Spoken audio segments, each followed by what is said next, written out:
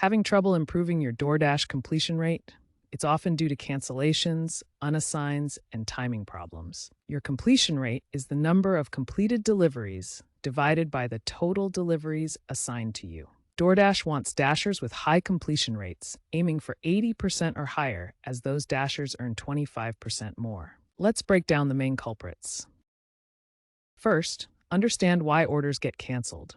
Usually it's the customer getting impatient due to long wait times over 10 to 15 minutes, or the Dasher unassigning for high-risk or low-paying orders. This means you should monitor order details before accepting and proactively communicate delays. Second, unassigns happen when you're inactive, not confirming pickup in 2 to 3 minutes, or when DoorDash reassigns the order to a faster Dasher. Fix this by enabling auto-accept for quick orders and staying in high-demand zones. Finally, timing is crucial. Delays over 5 to 10 minutes are penalized by the algorithm.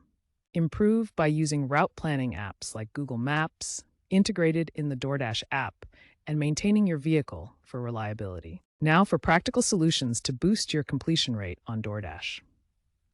Aim to accept orders within 30 seconds and deliver within 20 to 30 minutes, adjusting for traffic using the app's predictive tools. Consider declining high-distance orders over 5 miles to avoid timing issues, like the Los Angeles-based driver that improved completion from 65% to 85% after switching to an EV for faster, more reliable deliveries.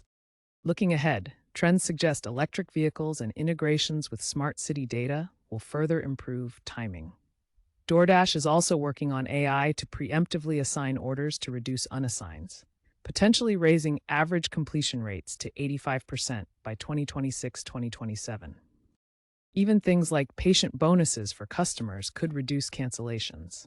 By focusing on proactively managing cancellations, unassigns, and optimizing delivery times, you can significantly boost your completion rate and earnings on DoorDash.